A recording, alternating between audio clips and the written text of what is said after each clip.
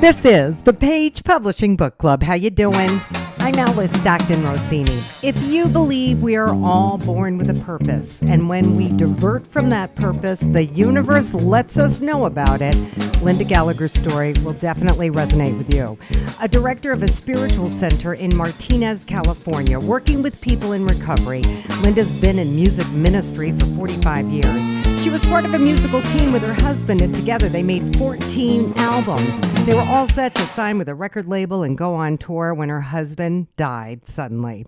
Linda's life went into a tailspin, and she says in a desperate state, her story, The Distant Lighthouse, was placed on her heart by God. Which really is the story for all of us. It's about when we forget our purpose and what we really are, we suffer. And when we wake up and remember, we begin to live again and fly much higher than we were flying before. So the lighthouse is a metaphor for all of us, humans, people who forget how amazing and the grace of having this lifetime. No matter how we started out and no matter what's happened, there is a primary purpose underlying us, and it is amazing. But we forget, and we blame everything, and we blame the past, and we blame everybody, and blah, blah, blah, and we lose our way, and we're miserable. The story begins with acknowledging this beautiful lighthouse on a rock in the middle of the ocean, and its primary purpose is just to be what it is, and that is a lighthouse shining its light. And it's placed there because there are rocks in the ocean, and many ships that come by that aren't aware of that crash on the rocks, and that's a catastrophe. So its purpose is just to beam its light so people on their ships and in their boats can find their way to safe harbor and home.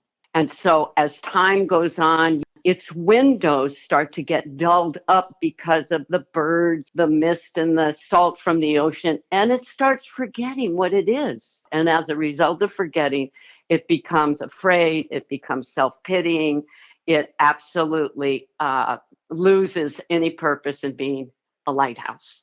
But all of a sudden, one day, it begins to dream, and it has this remarkable dream, and it hears music, and it feels and sees this light, and it's so happy, and it's free because of that dream. It remembers its name.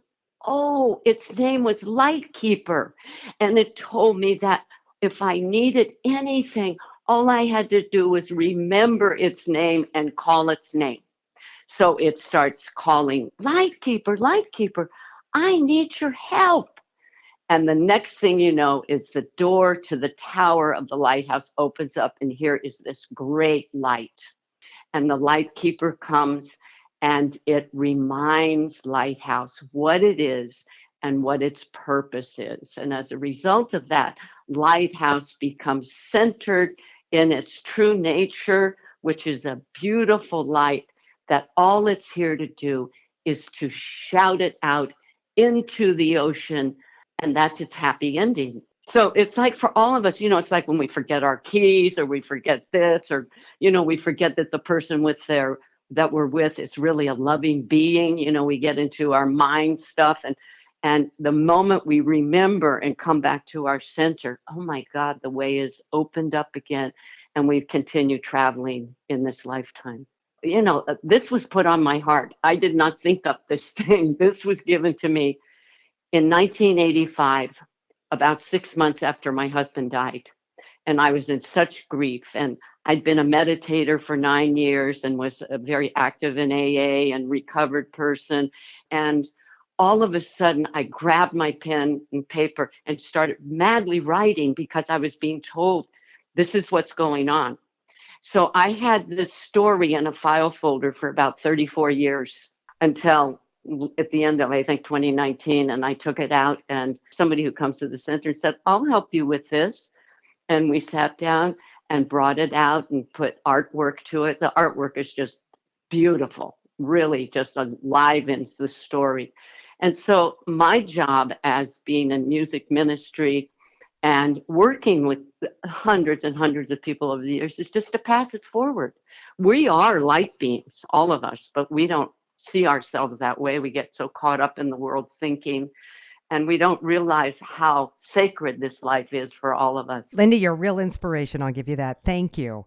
A pastor and psychotherapist who worked in a state attorney general's office and on death row, James Black just wants to share his experiences so people can learn from his mistakes in his book entitled Weddings and Funerals, The Good, the Bad, and the Ugly. I wrote this book because my past was not a happy one. My father was a criminal lawyer, and my parents divorced, and I made a lot of mistakes along my way.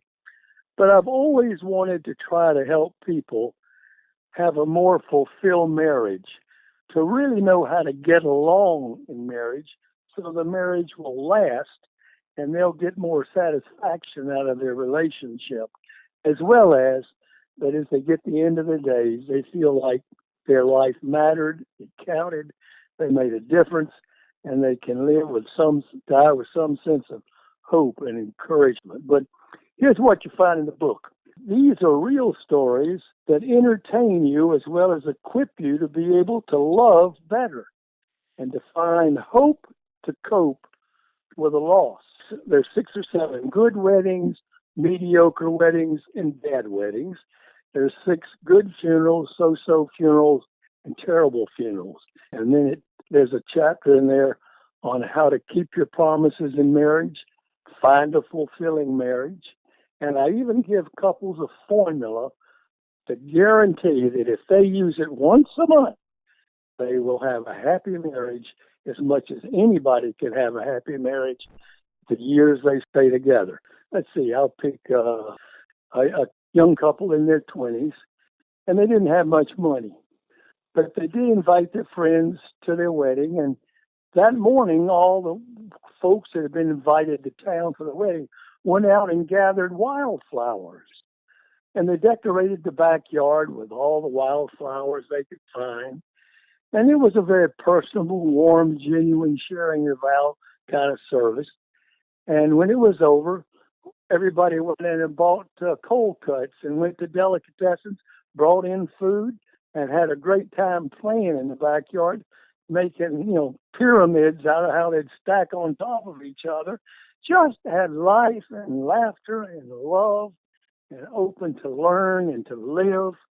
And that's what the book is about. Here's bad marriage. Had a wedding that was poolside over in one of the suburbs. And it had a lot of candles floating on top of the water. And the couple was a nice couple, but as I stood there at the end of the pool with the best man and the groom, and as one of the bridesmaids came in, the groom leaned over to the best man and said, "Man, I'd love to go to bed with her." Oh, my gosh. And I thought, man, that's a hell of a way to start right there at his own wedding. Come on, man. And that kind of broke my heart. That he would, we're all human. We all have fantasies, but my gosh, a little discretion and wisdom wouldn't hurt at a time like that. The truth of the matter is, nobody's the Big Rock Canyon Mountain, and you'll find that out about the second year of marriage. But how are you going to grow and mature? How are you going to become the person even you want to be so that you can have a marriage that you begin to get into each other's lives and grow together and learn together and love together and laugh together and live together and die with a sense that, by damn, I rode the merry-go-round and the ride was worth it. All right, James, thank you so much. Mild-mannered Sam's Club associate by day, writer when time permits for the last decade, when Keenan Dupree started working on his book, The Son of Hades. At the time, there were these movies about Greek mythology, like Clash of the Titans and the Percy Jackson movies. So I said to myself, we got all these movies about sons of Zeus and sons of Poseidon. What about a son of Hades? So I decided to answer my own question. In Greek mythology, Hades is the god of the underworld who basically oversees the souls of the dead. And my story is about his son that I made from scratch. The son, Keegan Donahue, and people hate his father because over time, he being associated with death, he's reviled for basically doing his job. So his son, being the son of the reviled one, became reviled himself. So over the years, he was shunned, ostracized. Basically, he has no friends. Then one day, this young demigoddess comes into his life, and she takes a liking to him. But shortly after, he finds out that she's been cursed to die by none other than his father. So now Keegan must journey forth to the underworld to meet his father for the first time. Try to save the one he loves. Exactly. But along the way, his cousins, the children of his uncle Zeus, will be trying to take him out because a long time ago, Hades cursed one of Zeus's children. So it's a generational curse. So when Zeus's daughter died, Zeus said that when Hades finally has a child, the child of Hades must die as recompense for his daughter. So now Zeus's children are trying to kill Keegan to win favor with their father. One of the themes I tried to put into the story is the theme of forgiveness, forgiveness of others, and forgiveness of self.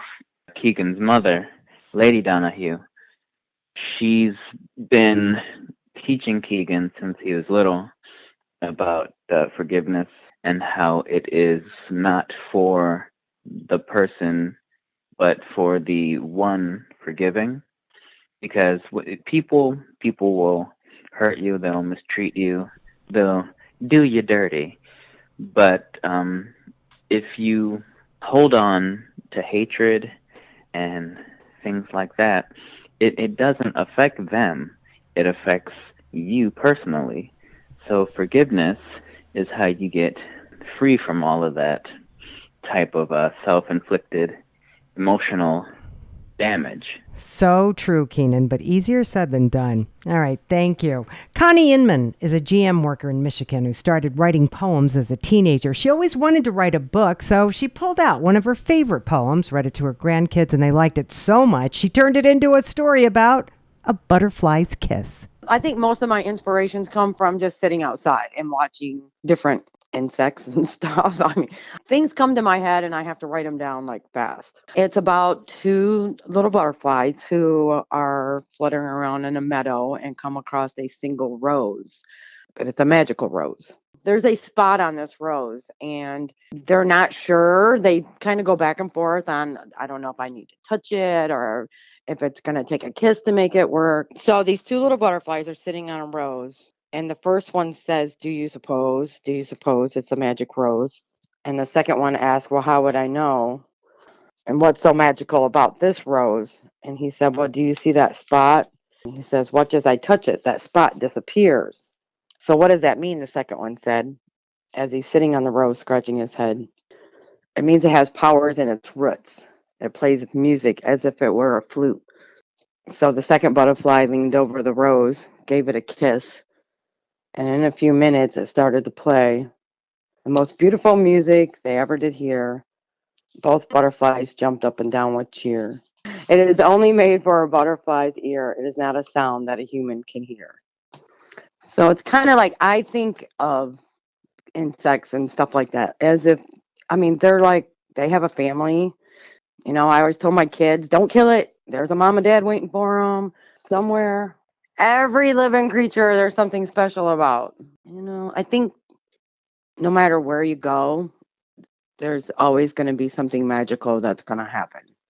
You know, every day there's always something new. Like no matter if you're looking at the clouds or you're looking at the stars, there's always something new, a new looking butterfly flutters or new toads in your yard. That's an easy read children's book. It repeats itself, so it's easy for kids to pick up on the words easier.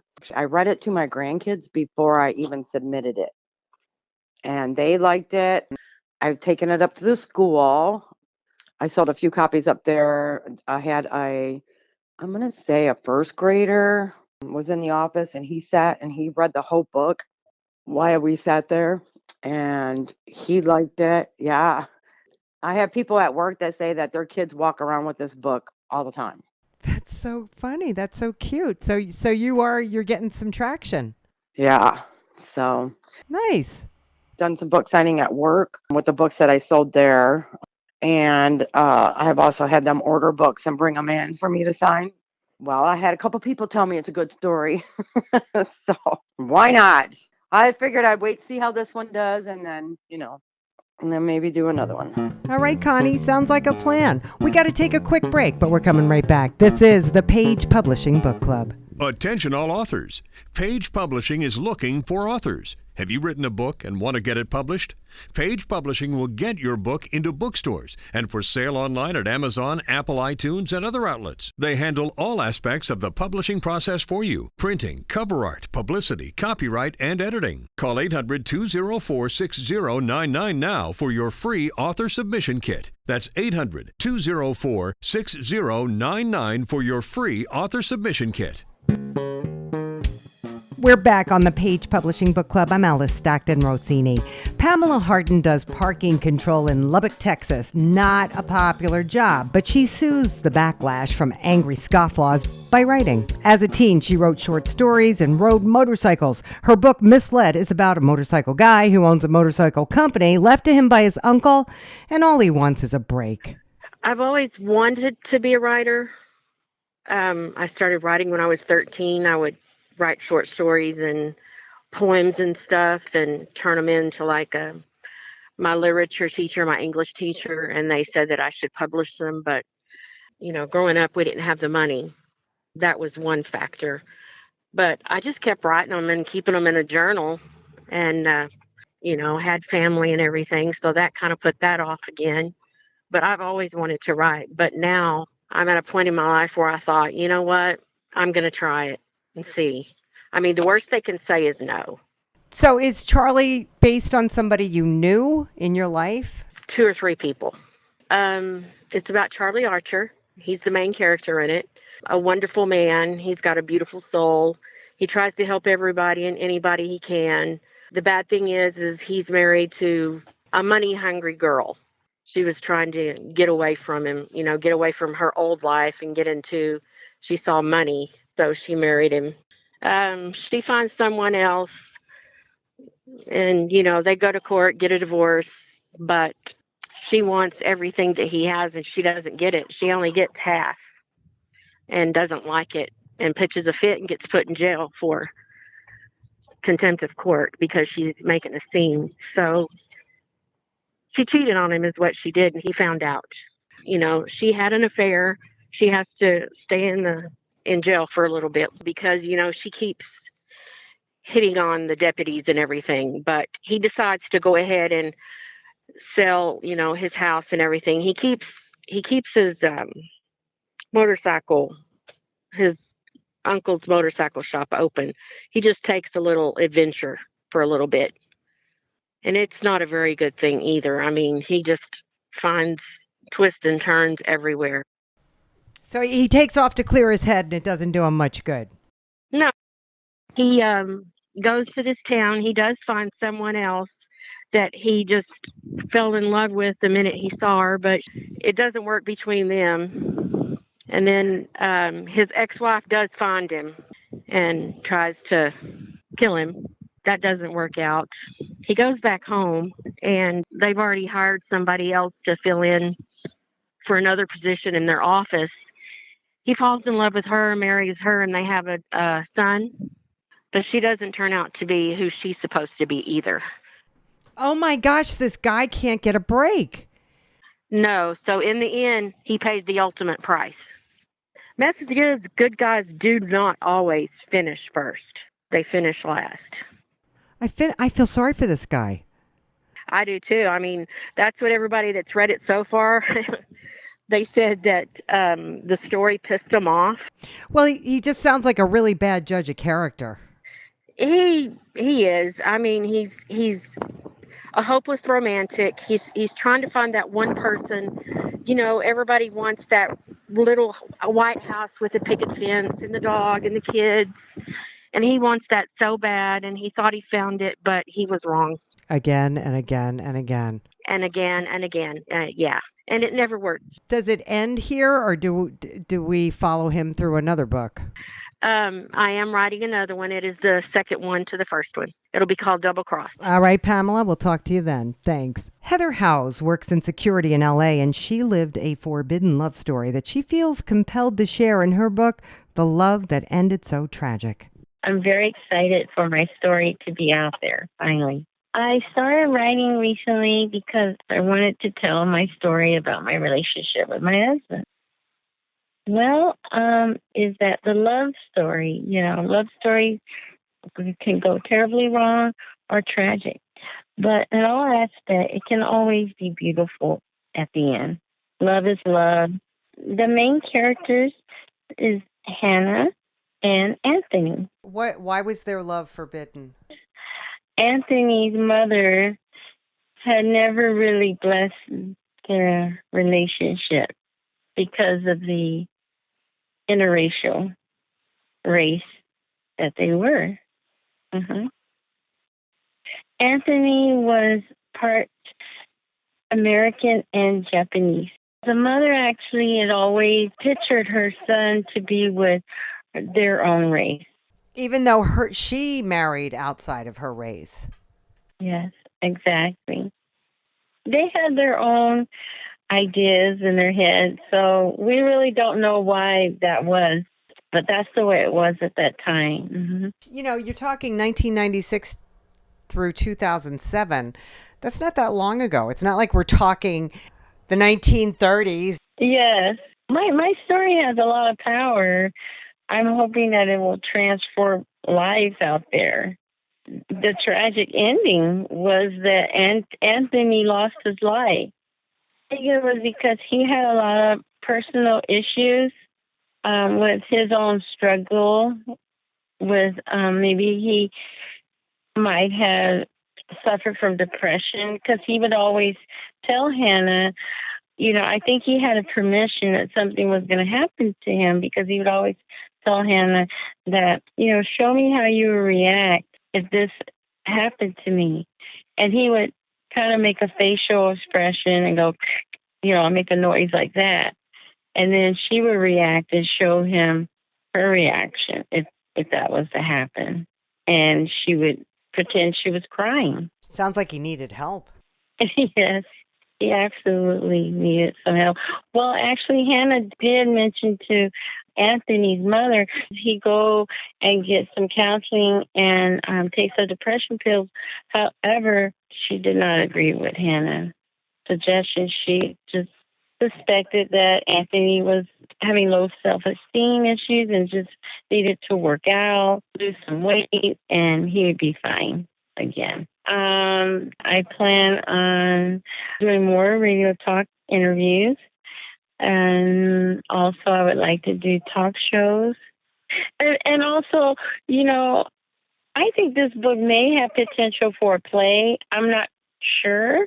I really would like to get the public of the book after they've read it. Well, now that it's out there, Heather, anything can happen. Thank you.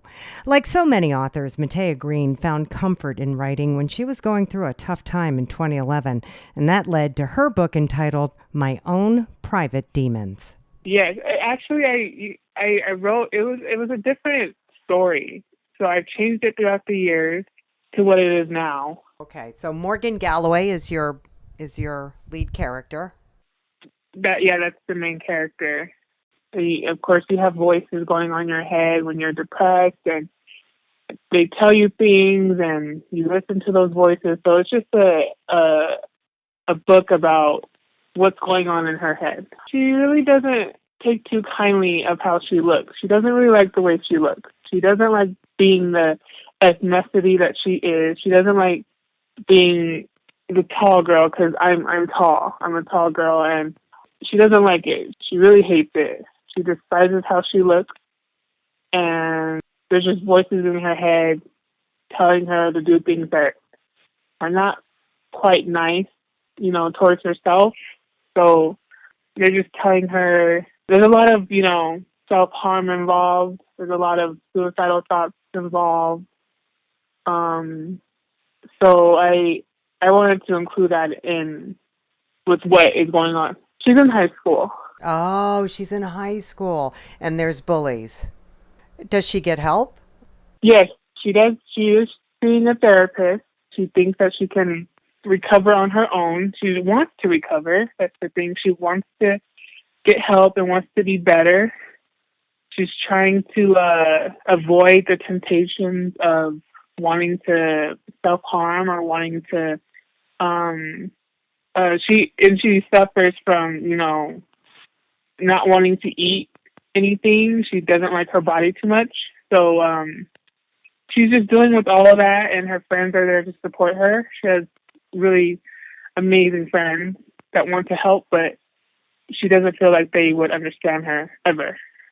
Is this a book about how she pulls herself out of it? How she tries to pull herself out of it. Even though she tries, there's still that little voice saying no. Do you want to help people? What's your purpose here? Yeah. Definitely want to help tons of people. I really want to help people so bad because there's so many suffering right now. Yeah, definitely help people. And I definitely want to target the parents simply because parents don't really understand, and they're not going to unless we start talking about it, because that's how they lose their kids a lot sooner. And then they act like they didn't know what was going on after their child has been gone.